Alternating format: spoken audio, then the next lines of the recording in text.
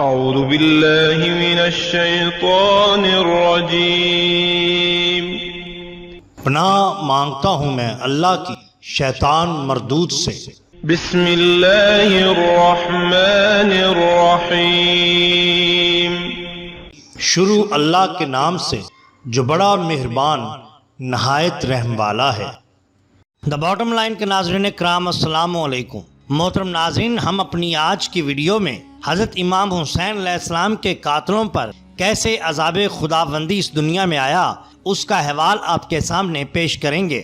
امام ظاہری رحمۃ اللہ علیہ فرماتے ہیں جو لوگ امام حسین کے قتل میں شریک ہوئے وہ سب دنیا ہی میں خدائی انتقام کی لپیٹ میں آئے۔ ان میں سے کچھ قتل ہوئے، کچھ بینائی سے محروم ہوئے، کچھ کے چہرے سیاہ ہو گئے اور کچھ تھوڑی ہی مدت میں اقتدار سے ہاتھ دھو بیٹھے۔ السوائق صفحہ نمبر 195۔ امام ابن کثیر رحمۃ اللہ علیہ فرماتے ہیں قاتلین حسین سے خدائی انتقام کے بارے میں جو روایات وارد ہوئی ہیں وہ اکثر صحیح ہیں۔ جو لوگ اس قتل ناحق میں شریک رہے ان میں سے شاید ہی کوئی دنیاوی زندگی میں آفت اور مصیبت سے بچا ہو۔ ان میں سے ہر شخص دنیا ہی میں کسی خوفناک مرض میں مبتلا ہو کر مرا یا پاگل ہو گیا۔ السوائق صفحہ نمبر 195۔ آئیے تاریخ کی زبان سے چند قاتلوں کا عبرتناک انجام سنتے ہیں۔ بندر کی فطرت میں مکر و فریب، ہیلا سازی اور شہوت پرستی ہوتی ہے۔ غالباً اللہ تعالیٰ نے اس لیے بنی اسرائیل کو یوم سبت کے بارے میں ہیلا سازی کی یہ سزا دی کہ انہیں بندر بنا دیا۔ یزید کی طبیعت میں بھی ایسے ہی اوصاف پائے جاتے تھے، اس لیے انسانوں پر تسلط پانے کے باوجود اس کا طبعی میلان جانوروں بالخصوص بندروں کی طرف رہا۔ ابن کثیر اپنی کتاب تاریخ ابن کثیر میں فرماتے ہیں کہ بندروں کو زرنگار ٹوپیاں اڑاتا تھا، ریچھ اور بندر کے درمیان لڑائی کا کھیل کھیلتا تھا۔ جب کوئی بندر مر جاتا تو اس پر غمگین رہتا تھا۔ کہا جاتا ہے کہ اس کی موت کا سبب بھی یہ ہوا کہ ایک بندریا اٹھا کر اسے نچا رہا تھا کہ اس نے اسے کاٹ کھایا۔ طبی اندازہ یہ ہے کہ جیسے کتے کے کاٹنے سے انسان پاگل ہو جاتا ہے، اسی طرح بندر کے زہر سے بھی انسان بندر جیسی حرکتیں کرتے ہوئے مر جاتا ہے۔ گویا ہیلا ساز اور مکار اسرائیلیوں کی سزا کا ایک نمونہ اللہ تعالیٰ نے یزید کو پھر دکھایا۔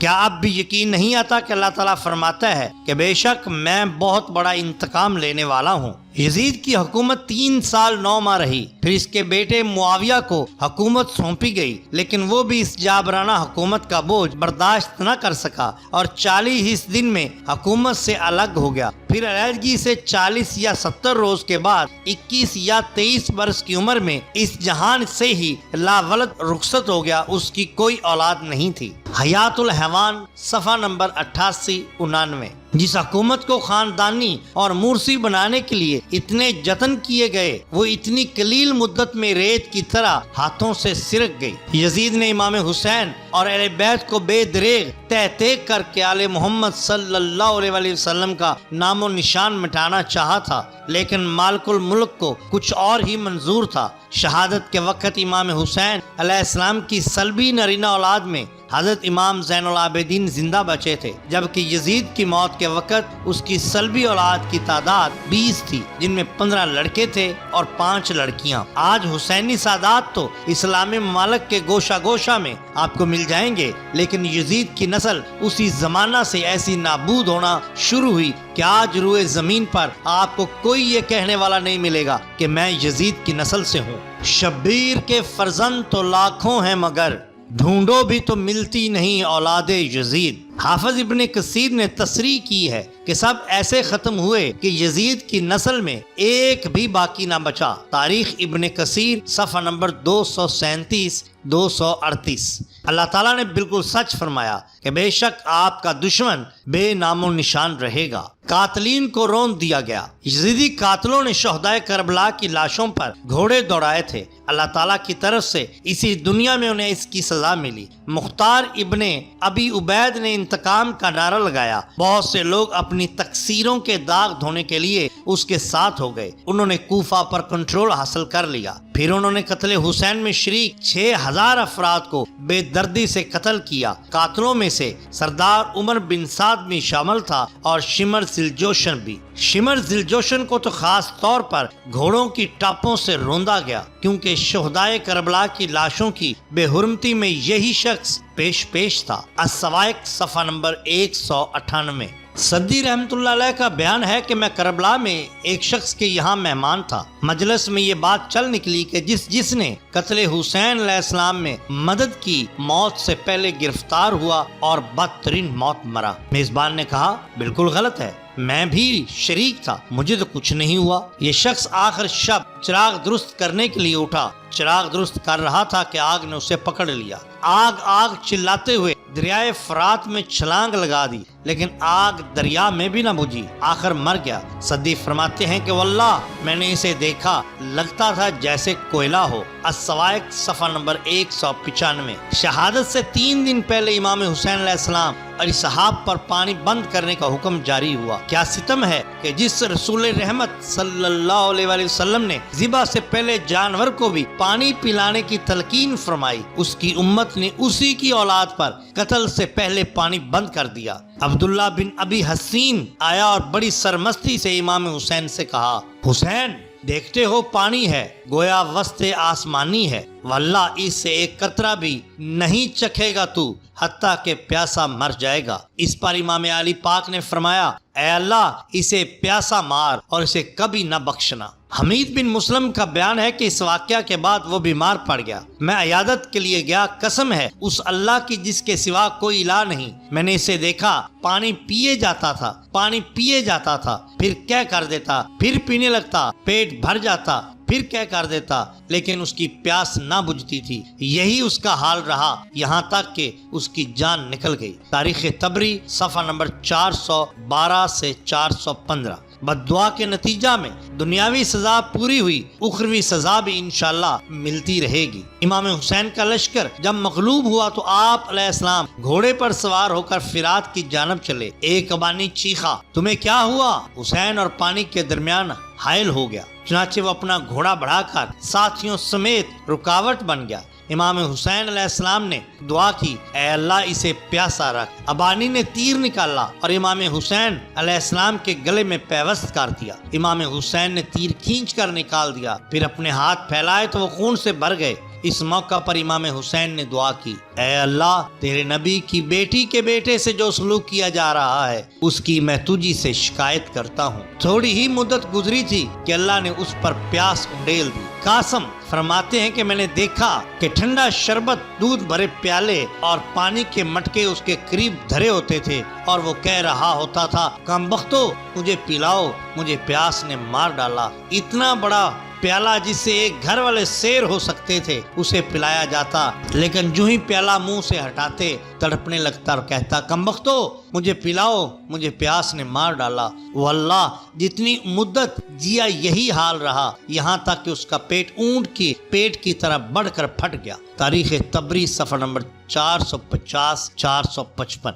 اسی یزیدی ٹولے میں ایک شخص نے امام حسین علیہ السلام کا سر اقدس اپنے گھوڑے کی کاٹھی کی رسیوں سے لٹکایا تھا۔ چند ہی روز میں اس کا چہرہ تارکول سے بھی زیادہ سیاہ ہو گیا۔ پوچھا گیا، تم تو عرب کے انتہائی خوبصورت نوجوان تھے، کیا ہوا؟ اس نے بتلایا، جب سے میں نے اس سر کی توہین کی ہے اس وقت سے ہر رات 2 آدمی آتے ہیں، بغلوں میں ہاتھ ڈال کر مجھے دھکیلتے ہوئے بھڑکتی آگ کے پاس لے جاتے ہیں اور اوندے منہ مجھے اس میں دھکا دے دیتے ہیں۔ وہ آگ مجھے جھلساتی رہتی ہے، اس وجہ سے میرے چہرے کا یہ حال ہو گیا۔ کچھ ہی عرصہ میں یہ شخص کبھی ترین موت مر گیا۔ السوائق صفحہ نمبر 196۔ منصور کا بیان ہے کہ میں نے شام میں ایک شخص دیکھا جس کی شکل خنزیر جیسی تھی۔ میں نے پوچھا تو اس نے بتایا کہ میں روزانہ 1000 مرتبہ علی علیہ السلام پر لعنت بھیجتا تھا اور ہر جمعہ کو ان پر اور ان کی اولاد پر کئی 1000 مرتبہ لعنت دہراتا تھا۔ میں نے خواب میں نبی مکرم صلی اللہ علیہ وسلم کو دیکھا، پھر طویل خواب ذکر کیا، اس کے ذیل میں یہ بتایا کہ حسن علیہ السلام نے بارگاہ اقدس میں میری شکایت کی، اس پر حضور انور صلی اللہ علیہ وآلہ وسلم نے مجھ پر لعنت کی اور میرے چہرے پر تھوک دیا۔ تھوک گرتے ہی میری شکل خنزیر جیسی ہو گئی اور لوگوں کے لیے نشان عبرت بن گئی۔ الصواعق صفحہ نمبر 196۔ حضور صلی اللہ علیہ وآلہ وسلم نے فرمایا کہ جمعہ کے دن مجھ پر کثرت سے صلاۃ بھیجا کرو، تمہاری صلاۃ مجھے پیش کی جاتی ہے۔ مشکات شریف باب الجمعہ۔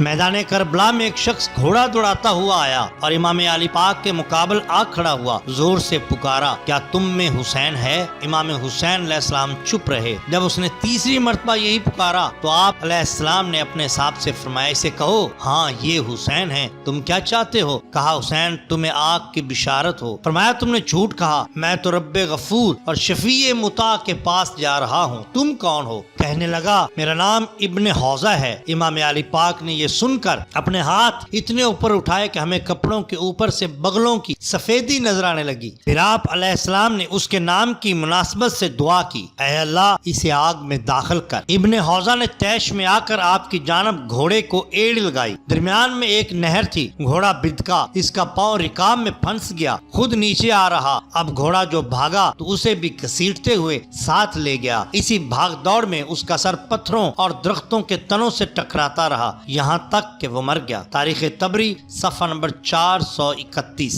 اللہ اکبر، یہی دماغ تھا جو بغض اہل بیت سے بھرا اور سڑا ہوا تھا۔ فوری سزا یہ ملی کہ اپنی ہی سواری نے اللہ کے حکم کے تحت اسے پتھروں سے ٹکرا کر پاش پاش کر دیا۔ آخرت میں کیسی سزا ملے گی اللہ ہی بہتر جانتا ہے۔ شہادت کے بعد بحرین کعب نے امام حسین علیہ السلام کا لباس اتارا اور جسم مبارک کو برہنہ کر دیا۔ انا للہ و انا الیہ راجعون، انا للہ و انا الیہ راجعون، انا للہ و انا الیہ راجعون۔ پھر دیکھنے والوں نے دیکھا کہ بحر بن کعب کے دونوں ہاتھوں سے موسم سرما میں گندا پانی رستا رہتا اور موسم گرما میں دونوں ہاتھ یوں سوکھ جاتے گویا لکڑیاں ہیں۔ تاریخ طبری صفحہ نمبر 451۔ محترم ناظرین اکرام، خیال نہ کیا جائے کہ یہ عہد ماضی کے قصے ہیں جو خوش عقیدہ لوگوں نے ذہنی تسکین کے لیے بیان کیے۔ بے ادبی اور گستاخی کی سزا آج بھی جاری و ساری ہے۔ گستاخی خواہ صحابہ اکرام رضوان اللہ عنہم کی ہو یا پھر اہل بیت عظام کی، ایمان و عرفان کا نور سلب کر دیتی ہے۔ بغض اہل بیت اور بغض صحابہ دونوں در حقیقت روحانی کینسر ہیں جو مسلمان کی روحانی شخصیت کو مسخ کر دیتے ہیں۔ یہی وجہ ہے کہ جو وحشت و لعنت گستاخانہ صحابہ کے چہروں سے ٹپکتی ہے، گستاخانہ اہل بیت کے چہروں پر بھی